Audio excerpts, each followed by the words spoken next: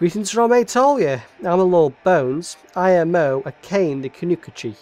Akane is a platformer with a light combat system. It was released on May 2nd on Steam and is by a studio called Haruneko Entertainment, which I assume means something to do with cats, seeing as Neko is cat in Japanese.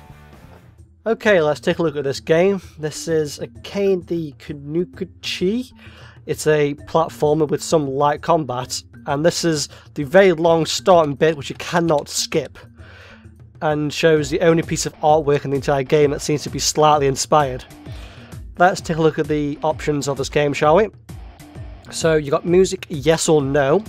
Graphic options, with the full screen resolutions, you do get a few different options. You really don't want filtering on because it makes some sort of weird outline thing along the graphics, and I've noticed, if you go to window mode here, I think all the graphics are actually scaled up from 960 by 540 because you can't change this resolution, and that's probably the reason why they don't look so good. If you go out of this and go into the controls, you can actually redefine both gamepad and keyboard separately, so I definitely give them props for that. Graphic options are a little bit lacking though, and I would like maybe sliders on these music and SFX, especially considering the fact that the dog's noise is quite annoying. So let's get into this here. So press start and you have 15 levels, and this game is about 2 hours long to complete. I don't know where to actually go from. Let's try this level over here, shall we, whilst I explain my thoughts on this game. So it does a very much so like a Sonic sort of type game, I suppose, in the fact that it has like acts. However, for the most part, all you're dealing with is 5 different art styles and maybe a few different mechanics like sliding on ice and spikes later on in the game. Other than that, you're pretty much going to see the same sort of mechanics being replayed over and over again. There are, I think, about 4 or 5 different enemies in the game. So there's the green ninjas, which I'm currently bouncing on top of now. The orange ones over there, which fire out another one of these shurikens here. And the guys that throw the hats are another one you've just seen.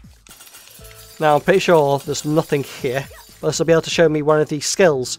So you see the bottom left, it says I've got 3 papers, so if I choose this skill and press a button, she'll just clear this out for me. And that was very, very loud. That there, as I've found, is the only part where you actually are able to pick up any items. I'm pretty sure down there is dead ends, so I'll go this way instead.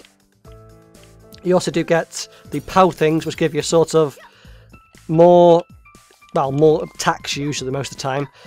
However, these only last until you get hit. The first time you get hit, you actually lose it, which I'm not going to hit now. And you might have noticed the fact that the ninja made a weird noise when they got hit. Apparently the ninja calls. Don't ask me why. Now, there are a few more problems with this I have, and that there is the fact that the art style is very, very uninspired and a little bit cheap, to be perfectly honest with you. It's not exactly the best art style I've ever seen, and it just doesn't really look very nice. I mean, this is one of the nicer levels, to be perfectly honest with you, but when you go into the first couple, it just doesn't look right. Nothing does. Also, the font choices are a bit weird and random, I would say, because it's like they use Arial occasionally, they use this broken up font, and they use the sort of 8-bit font. It's like, choose which style you're going to use, please. Do not try to use every little style just to make a difference. It's just ridiculously stupid to do that way. These here aren't the only... Bloody hell, I've just died. These here aren't the only levels you actually get as a note. You do get boss levels as well, and they're generally on the end here.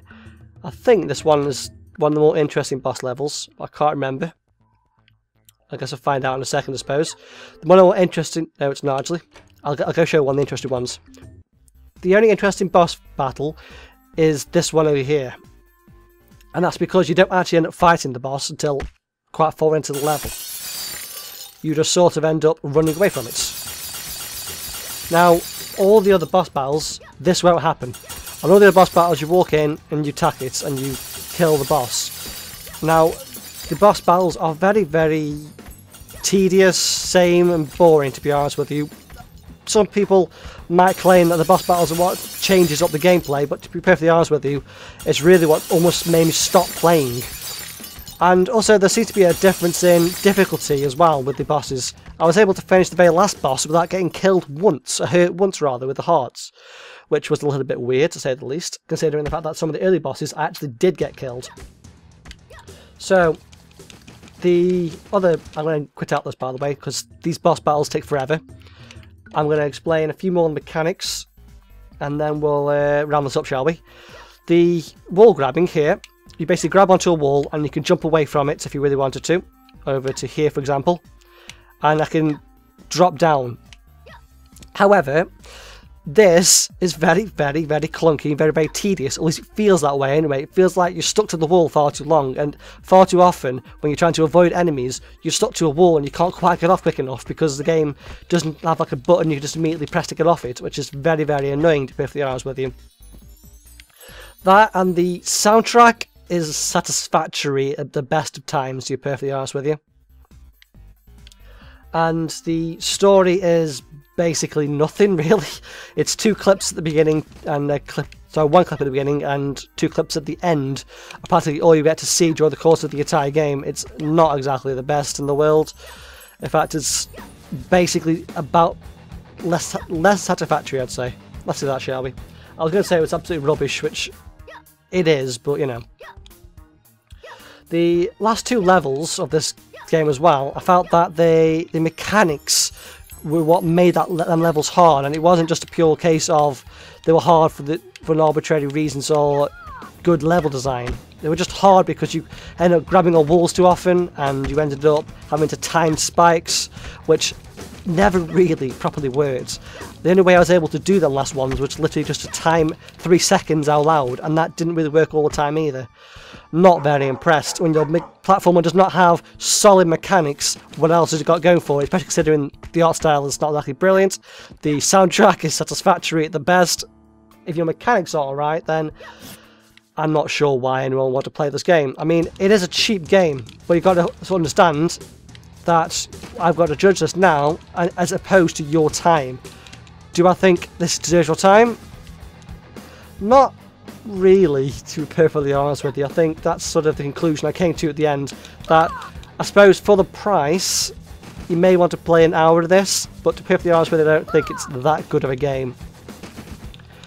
So I'm going to round this up by finishing this level off. It's just over here, and before I do this now, I can tell you that there are a couple of attacks you can do with this paper thing.